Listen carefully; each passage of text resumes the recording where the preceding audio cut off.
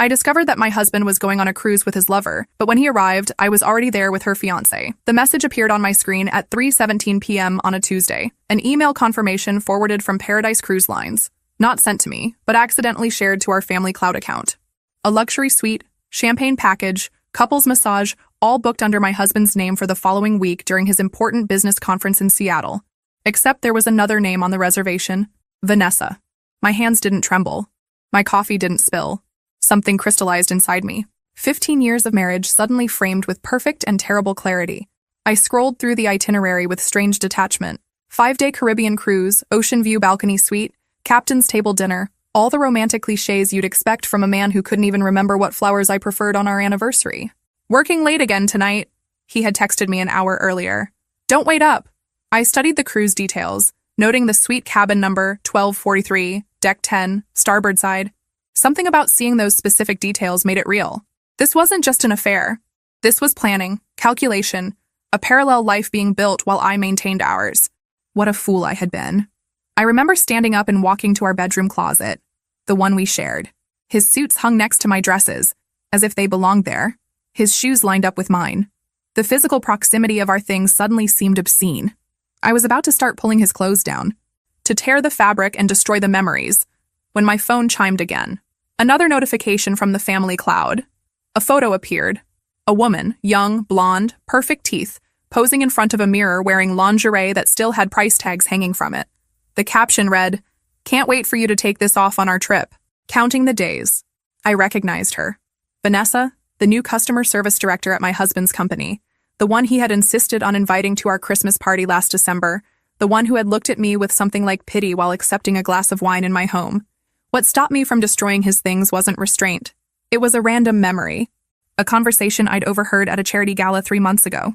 Vanessa discussing loudly her engagement to some tech entrepreneur, showing off a flashy diamond ring, talking about her upcoming June wedding. I sat on the edge of our bed, phone still in hand, and did something I'd never done before. I searched her name on social media. Her profile was public, filled with hashtags about being blessed and future wife, and there he was, her fiancé, tagged in dozens of photos. Bradley, handsome in his polished Silicon Valley way.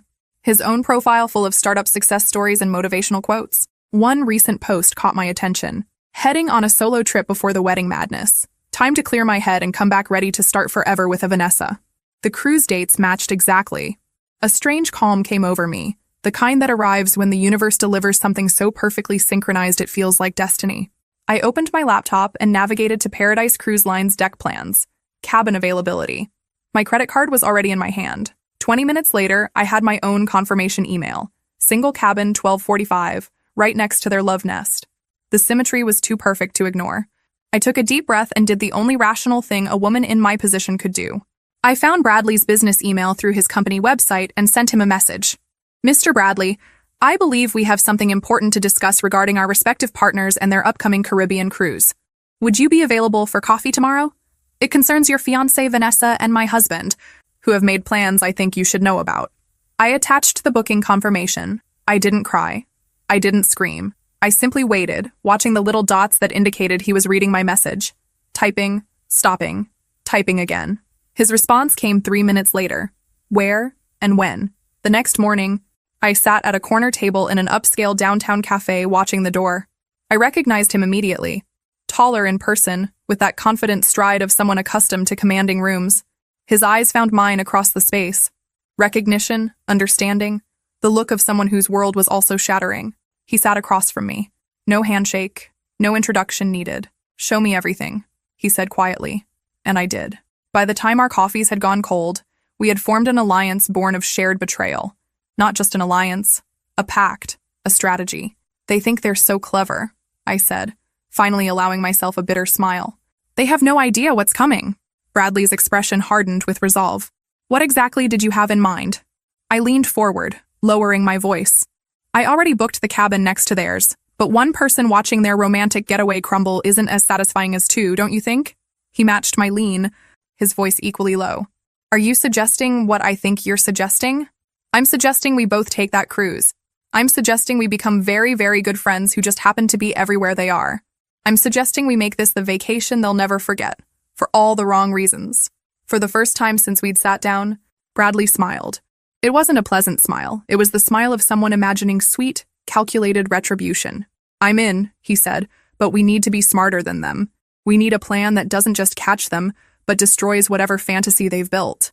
I nodded, feeling something like excitement beneath my anger. By the time we dock back in Miami, they'll wish they never set foot on that ship. The week before the cruise passed in an Academy Award-worthy performance. I kissed my husband goodbye as he packed his conference clothes. I helped him choose a tie for his presentation. I even drove him to the airport, waving from the departure lane with a smile plastered on my face.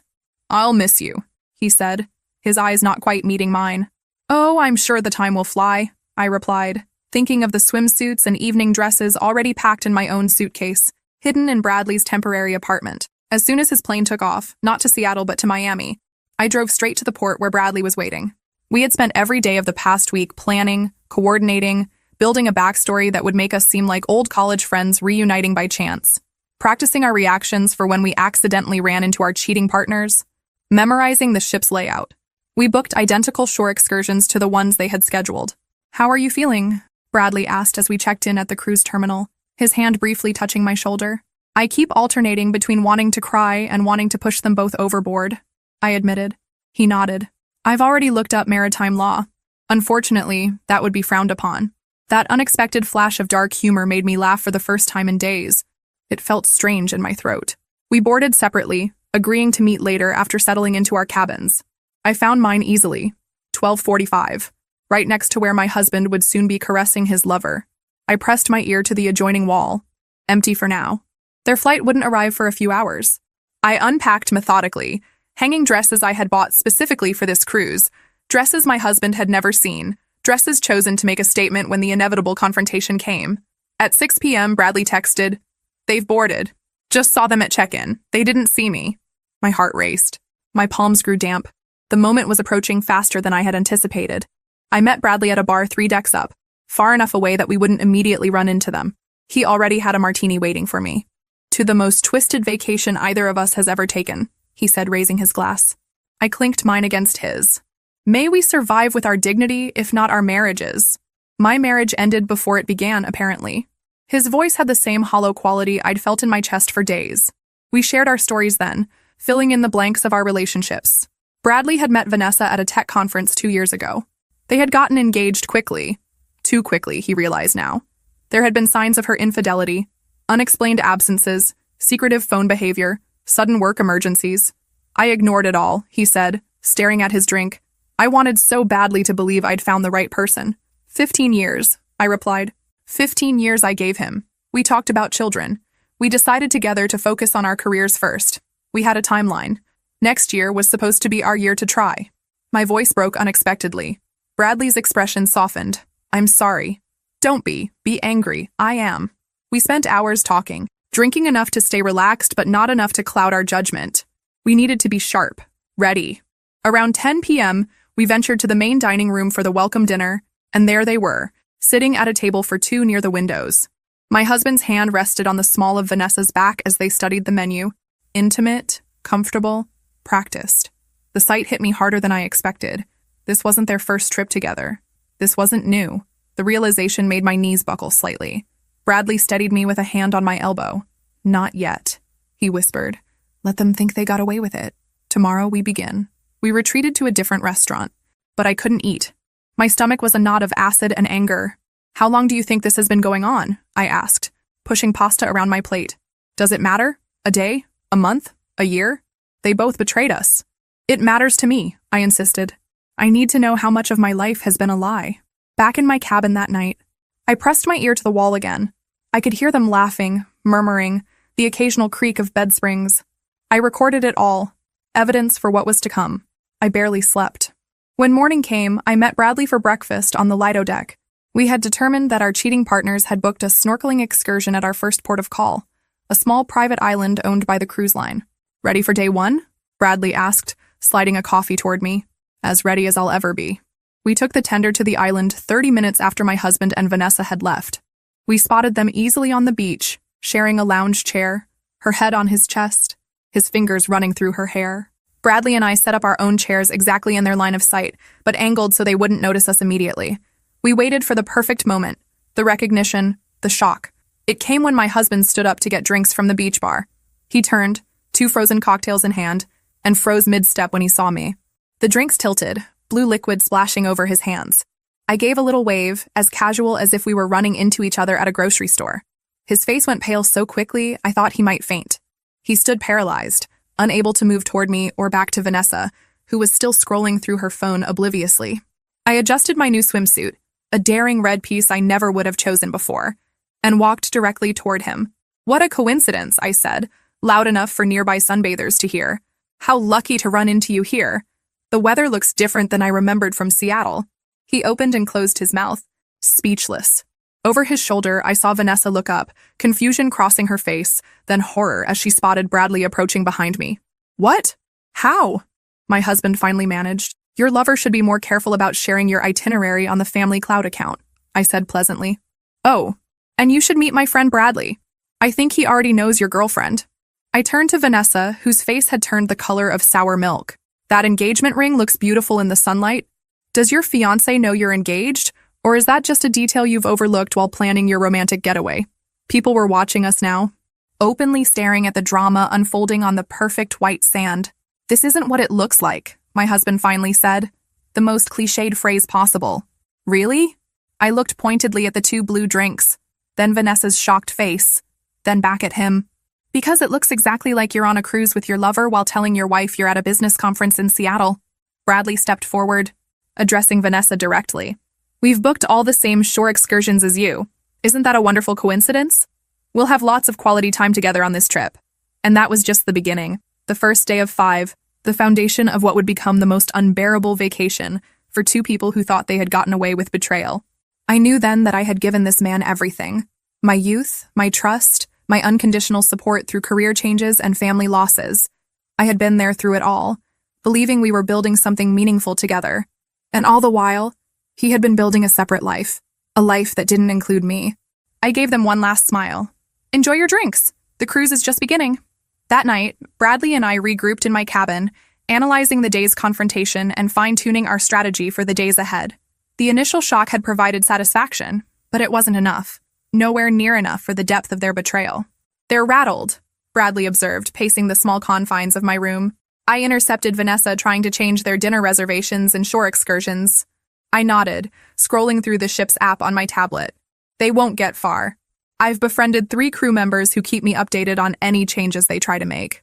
This was no longer a spontaneous reaction. During that week of planning, I had been methodical in ways I never knew I could be. What my husband didn't know, I had photographed all his office documents before leaving home. I had downloaded his text message history through our phone plan's backup service. I had contacted our bank and flagged large expenses from the past year, creating a perfect timeline of his affair through hotel charges and gift purchases.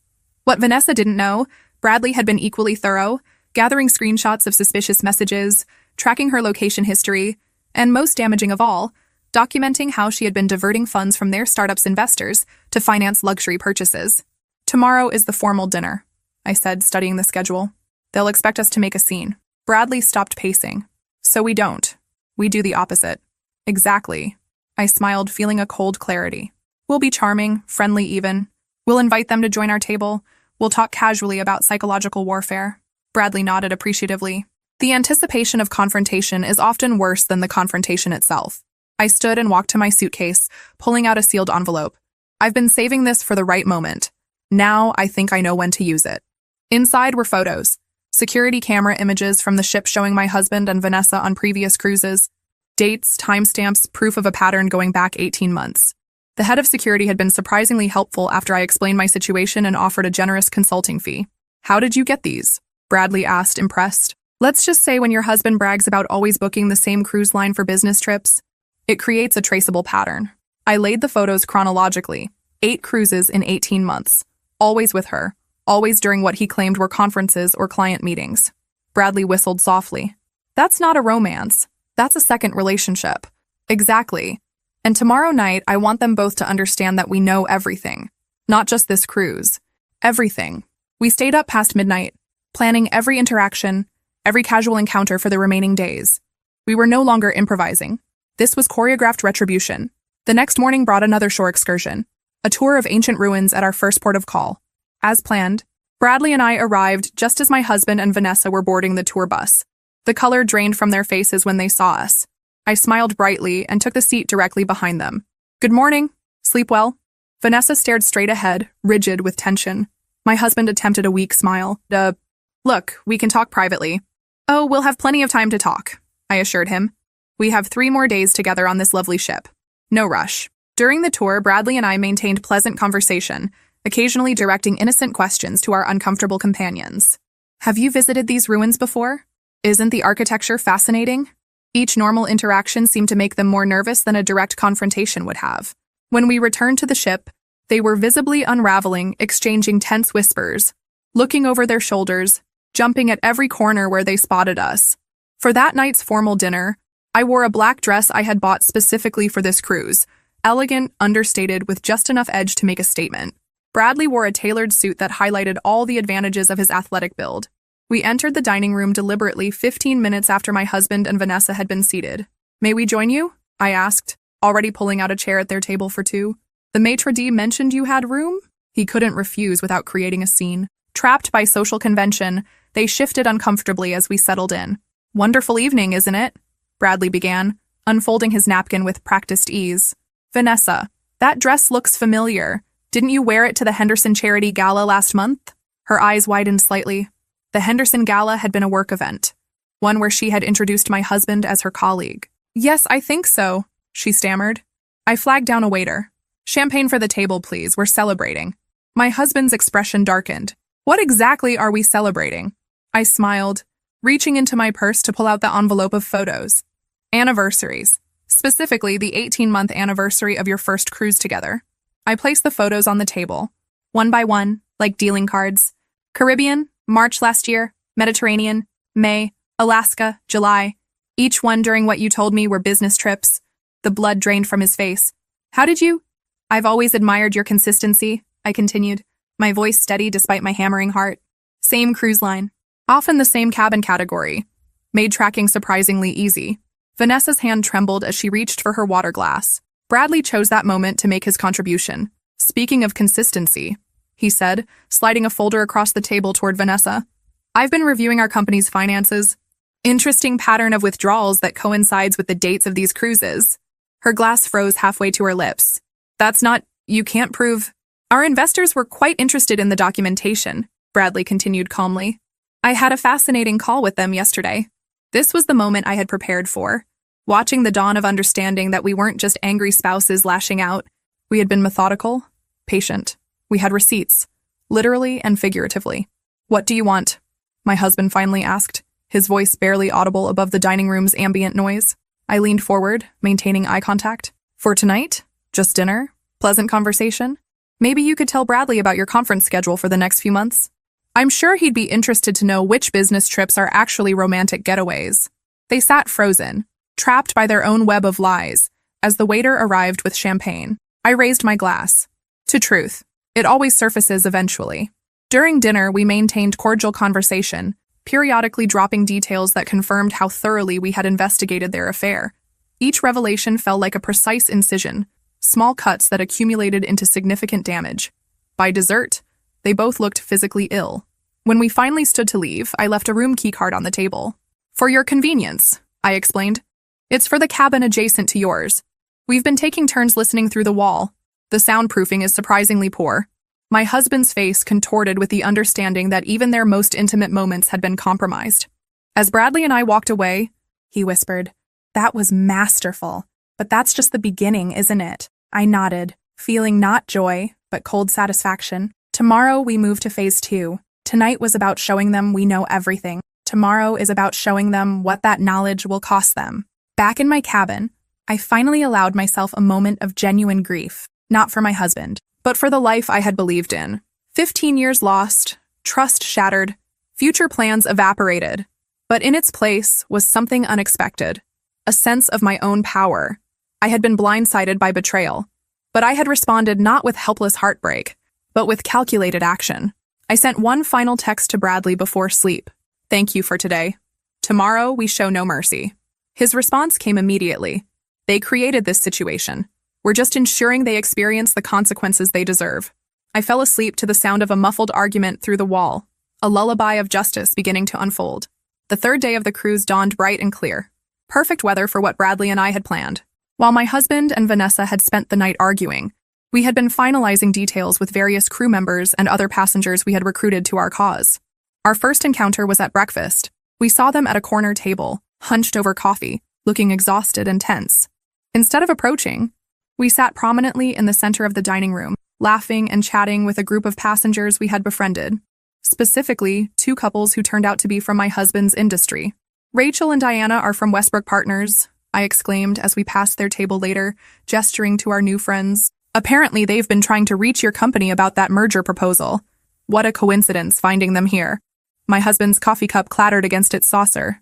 Westbrook Partners was indeed a major potential client his company had been courting for months. Now they were learning about his business conference while he sat next to his lover. "We're having drinks with them later," Bradley added cheerfully. "You should join us. I'm sure they'd love to hear about your professional commitments." They didn't respond, but the message was clear. Their private affair was becoming increasingly public, with imminent professional consequences. By noon, we had implemented the next phase. During their scheduled couples massage at the ship's spa, they arrived to discover their appointment had been accidentally changed to separate treatments in different rooms. Meanwhile, Bradley and I enjoyed their original time slot, having befriended the spa manager with a generous tip and a convincing story about anniversary celebrations. Small disruptions continued throughout the day. Their lunch reservation mysteriously canceled, their shore excursion overbooked, their special requests lost in the system. Nothing dramatic enough to blame on sabotage, just a steady stream of inconveniences that were undermining their romantic getaway. But the real turning point came that evening. The ship's program included a passenger talent show followed by a dance contest. Bradley and I had signed up, and we had also entered my husband and Vanessa's names without their knowledge. "Our next contestants," announced the cruise director to the packed lounge, "join us celebrating a special occasion. Let's welcome David and Vanessa." A spotlight swung to their table, where they sat frozen in horror as their names were called. The crowd applauded enthusiastically. "We've heard they're celebrating a special relationship anniversary," the director continued, reading from the card I had submitted. 18 months of relationship bliss. Although I'm also hearing congratulations are in order for Vanessa's engagement. Wait, that can't be right. Confused murmurs spread through the audience as my husband and Vanessa remained glued to their seats, mortification evident on their faces. "Maybe they're feeling shy," Bradley called out from our table. "Maybe they'd feel more comfortable if we showed everyone photos of their celebration first." Before they could react, the large screen behind the stage lit up with images, the security camera photos from their previous cruises interspersed with screenshots of text messages between them planning their rendezvous. I had carefully edited out anything explicitly incriminating, leaving enough context for the audience to piece together the situation. We didn't authorize," my husband stammered, finally finding his voice as he stood.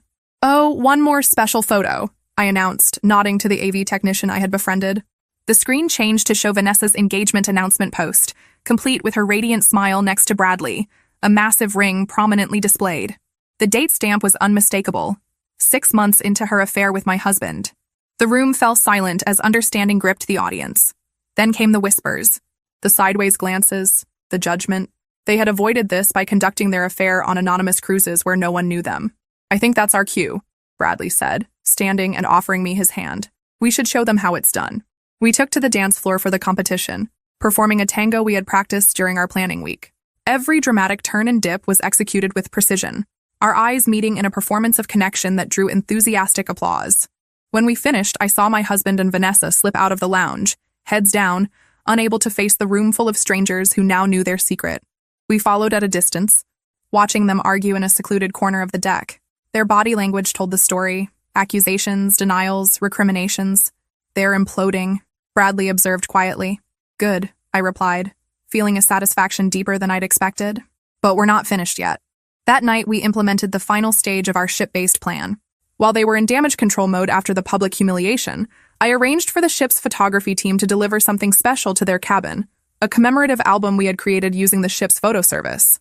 Inside were professional photos taken throughout the cruise, candid shots of their arguments, their tense body language, their obvious discomfort as Bradley and I appeared in frame after frame. The photographers had been generously compensated to capture these moments discreetly. The album's title, engraved in elegant script, "When Truth Surfaced, A Journey of Discovery," We watched from the hallway as a steward delivered the package through the crack of their door. I glimpsed my husband's face when he opened it, the dawn of recognition, the descent into defeat. But the real culmination came the next morning, as the ship prepared to dock at our final port of call. Bradley and I had arranged for a special announcement over the ship's PA system. Attention passengers, David and Vanessa could please report to the purser's office regarding an urgent matter with their disembarkation documents. When they arrived, visibly anxious, they found not just the purser but also a representative from the cruise line's corporate office, who happened to be aboard. Another fortunate connection we had made. Mr. David, Ms. Vanessa, the representative began formally, it has come to our attention that you may have used fraudulent information when booking this cruise. My husband frowned. What are you talking about? Your booking indicates this trip was reserved through your company as a business expense, with tax documentation filed accordingly. However, the nature of your stay appears to be personal rather than professional. Vanessa paled. That's not, we didn't. Furthermore, the representative continued, there's the matter of using company credit cards for non-business expenses, which has been flagged by your company's compliance department. Bradley and I watched from a discreet distance as my husband's professional world began collapsing in real time. The evidence we had gathered, including email exchanges I had forwarded to his company's ethics hotline, had triggered an internal investigation. Meanwhile, Vanessa received her own devastating news. Her access to their startup's financial accounts had been frozen pending an audit directed by investors. Bradley had moved quickly, and her financial manipulations were now under scrutiny.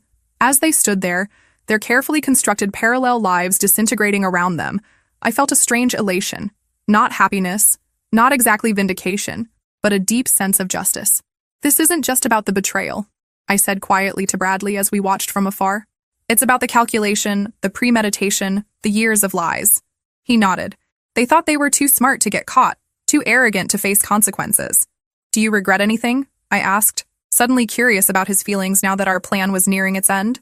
Bradley considered this for a moment. I regret trusting someone who didn't deserve it. I regret not seeing the signs earlier. But this, he gestured toward the scene unfolding, this I don't regret at all.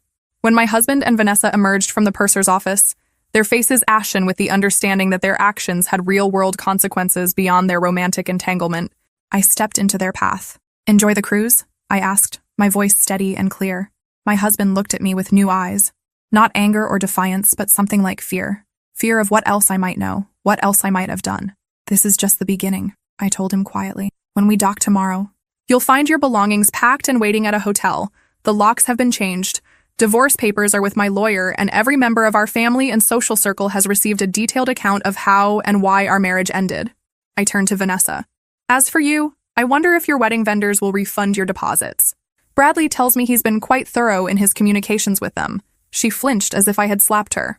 The thing about betrayal, I continued, addressing both of them, is that it shows who people really are. You both showed me exactly who you are. I'm just making sure everyone else sees it too. With that, Bradley and I walked away, leaving them standing in shock in our wake. That night, our final night on the ship, we dined at the captain's table. The reservation originally made for my husband and Vanessa, now transferred to us through the connections we had cultivated. To new beginnings, Bradley proposed, raising his glass. I clinked mine against his, feeling lighter than I had in years. And to truth, no matter how painful, always setting you free. 6 months after that fateful cruise, I stood on a different deck, this one belonging to my new waterfront condo. The ocean stretched before me, infinite and uncertain, like my future. But for the first time in a long while, that uncertainty felt exhilarating, rather than terrifying. The divorce had been finalized with surprising speed. My husband, faced with the mountain of evidence I had gathered and the professional embarrassment already unfolding, hadn't contested any of my terms. His affair had cost him more than just his marriage. The ethics investigation at his company had resulted in a demotion and professional censure. The cruise line had also banned him from future bookings after determining he had indeed committed fraud with his business expense claims. As for Vanessa, her story had unraveled even more dramatically. The financial irregularities Bradley had uncovered were just the tip of the iceberg. Once investors began looking closely at their startup's books, they found a pattern of embezzlement that led to criminal charges. Her wedding, needless to say, never materialized, though the canceled vendor contracts and non-refundable deposits had created a financial burden that compounded her legal troubles. I sipped my morning coffee, watching seagulls wheel against the clear blue sky. My phone chimed with a text from Bradley. Just landed. Still on for lunch? Our relationship had evolved in unexpected ways since the cruise, not romantically. We were both too scarred for that leap, but into something equally valuable. A genuine friendship forged in the crucible of shared betrayal and recovery. We had stayed in contact through the aftermath, supporting each other through divorce proceedings, legal complications, and the emotional turbulence of rebuilding our lives. He had relocated to open a new office of his now thriving company in my coastal city, a business decision that had coincided with my own relocation after the divorce. "See you at the Pier restaurant at 1, I texted back as I prepared for our lunch. I reflected on how differently things had turned out from what either of us had expected when we boarded that cruise 6 months earlier, consumed with anger and betrayal. Neither of us had imagined emerging stronger, or finding a genuine connection with each other. The Pier restaurant was busy when I arrived, but Bradley had secured our usual table on the patio. He stood when he saw me, his smile genuine. "The Tokyo deal closed," he announced as I sat down. "The investors are thrilled. Congratulations." I raised my water glass in a mock toast. Not bad for someone whose fiancé tried to sink his company. He laughed, a sound that had become more frequent as the months passed. "Speaking of sinking, did you hear anything about our favorite couple?" I shook my head. "Not directly, but Caroline mentioned seeing David at a conference last month. Apparently he's lost weight and looks haunted." Caroline, my former neighbor, had stayed firmly in my corner during the divorce. "Vanessa's plea agreement was finalized," Bradley replied. "Probation, restitution, and community service. Her parents had to mortgage their house for her legal fees. We exchanged these updates not with malice, but with the detached interest of people who had moved beyond the need for revenge. Satisfaction had faded into something more valuable: indifference. Our meal arrived and conversation shifted to our current lives. My new consulting business, his expansion plans, the charity gala we would both attend next weekend. "I've been meaning to ask," Bradley said as we finished dessert. "That cruise line sent me a promotional email yesterday. Caribbean itinerary, special offer for holiday travel." I raised an eyebrow. "Planning another revenge cruise so soon?" "Actually," he said, his expression turning serious, "I was thinking about reclaiming the experience. A trip with no agenda or manipulation, just enjoyment." "Sounds good," I replied, surprised by his suggestion. "Would you consider coming? As friends?" he added quickly. "I think we both deserve to experience a cruise that isn't organized around someone else's betrayal." I considered his offer, this unexpected invitation to revisit the scene of our strange alliance. 6 months ago, I would have recoiled at the idea. Now, I found myself nodding. "I'd like that," I said simply. As we walked along the waterfront after lunch, I realized something profound had shifted. The cruise that was meant to expose betrayal had inadvertently revealed something entirely different: my own resilience. I had survived not just my husband's infidelity, but the collapse of a future I had believed in completely. "You know what?" I said as we paused to watch sailboats in the harbor. "Sometimes I almost want to thank them." Bradley looked surprised. "Thank them for what?" "For forcing me to become someone stronger than I ever knew I could be. For inadvertently introducing me to a true friend." I gestured between us. "Their betrayal was painful, but what came after? I wouldn't change it for anything." He nodded slowly. "I've had the same thought. If Vanessa hadn't cheated, I'd be married to someone who was willing to steal from our company and lie to my face daily. Instead, I'm here, rebuilding something authentic." The sun gleamed on the water, casting everything in golden light. In that moment, I realized the most unexpected outcome of all. True closure doesn't come from revenge, however satisfying it might be. It comes from building something new from the wreckage, something honest and real. "So," Bradley said, checking his watch, "I should head back for my conference call. But about that cruise, winter vacation, New Year's itinerary?" I smiled, feeling a lightness that had once seemed impossible. New Year sounds perfect, an appropriate way to start the next chapter. As we said goodbye, I took one last look at the ocean, the same ocean we had sailed during that fateful cruise. The water that had carried us through betrayal now stretched before me as a symbol of possibility. The horizon was open, the future unwritten, and for the first time in years, I was genuinely excited to see what came next.